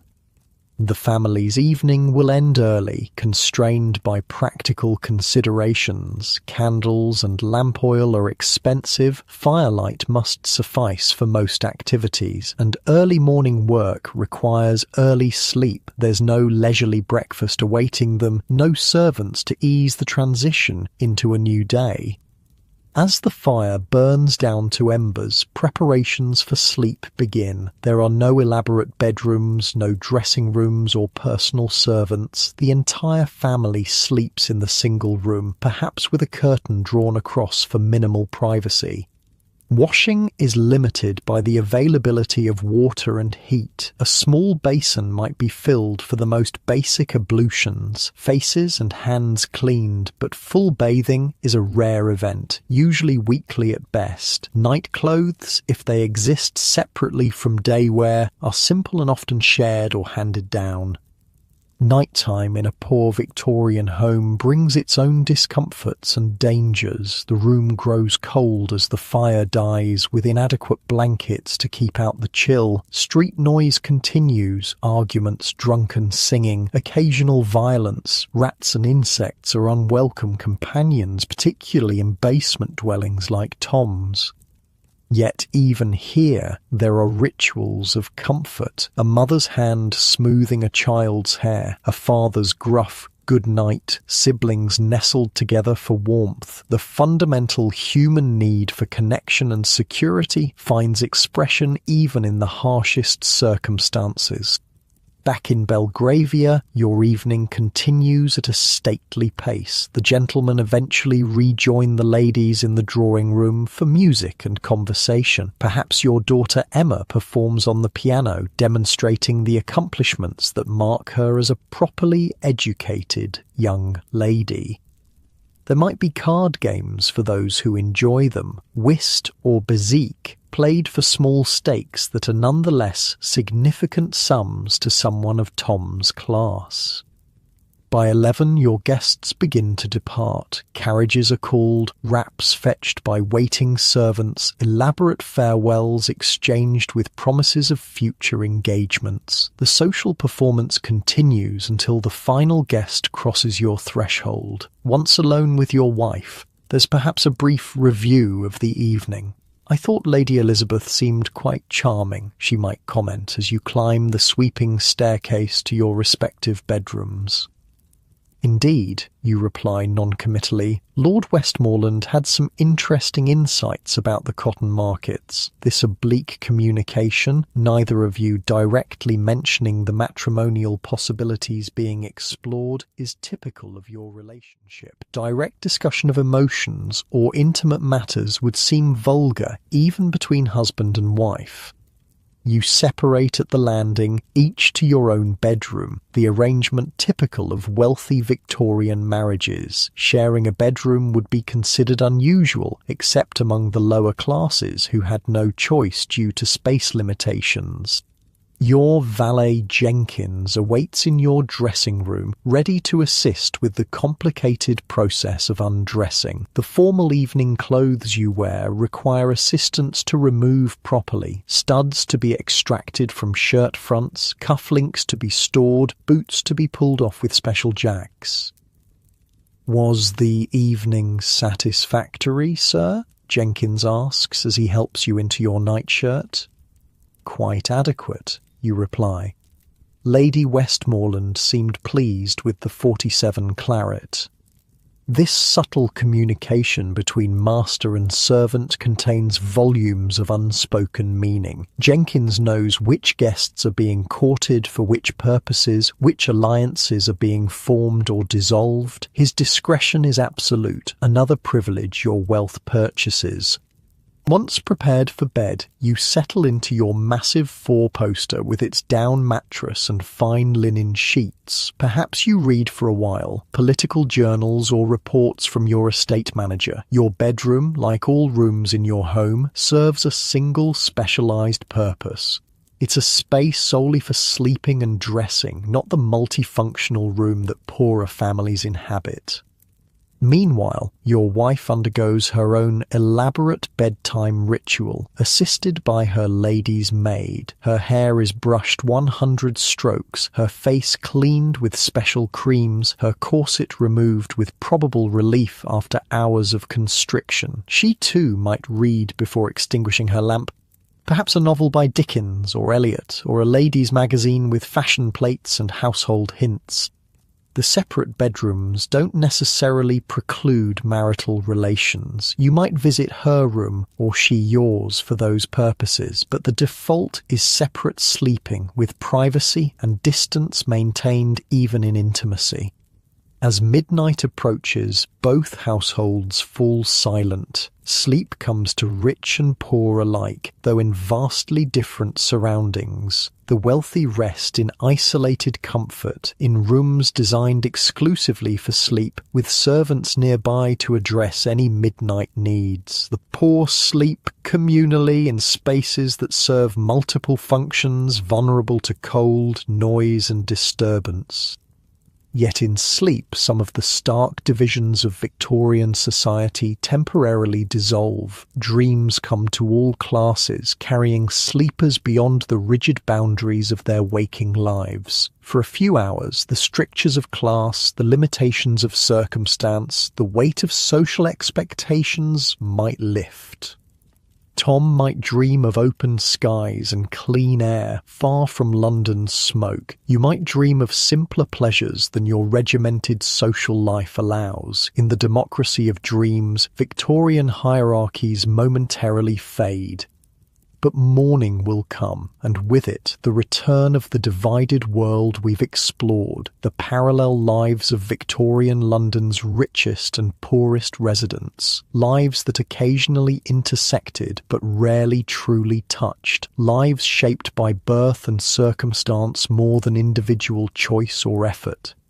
The Victorian era was a time of extreme contrasts, unimaginable luxury alongside desperate poverty, rigid moral codes alongside rampant exploitation, scientific progress alongside primitive conditions. These contradictions defined the age and continue to fascinate us today.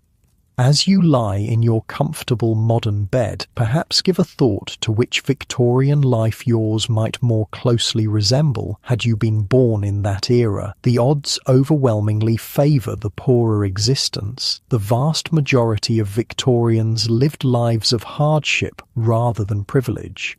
Your comfortable bed, your private space, your full stomach, your access to healthcare, these would have been unattainable luxuries for most people in Victorian England. And yet, in some ways, we still live in a world shaped by Victorian ideas and structures, their concepts of class and worth, their approaches to work and leisure, their assumptions about gender and power continue to influence our society, often in ways we don't fully recognise. Perhaps that's why stories of Victorian life continue to captivate us. They offer both the comfort of distance, look how far we've come, and the discomfort of recognition, look how much remains the same. They show us both progress and stagnation, both change and continuity. As you drift towards sleep, carry with you these images of Victorian lives, the silk-curtained four-poster and the shared pallet on the floor, the elaborate dinner party and the simple bread and soup, the specialised education and the stolen moments of learning. They form part of the long human story that continues to unfold, connecting us to those who came before and those who will follow. The gas lamps of Victorian London have long since dimmed. The grand townhouses have been divided into apartments, the slums demolished and rebuilt, but the stories remain, whispered through time like the evening tales by Tom's fireside or the careful conversations in your elegant drawing room. Let those whispers accompany you into sleep, a gentle reminder of our shared human experience across time and circumstance. Rest easy in your comfortable modern bed, free from the constraints and hardships that defined so many Victorian lives. Sleep peacefully, knowing that while the past shaped us, it need not limit us.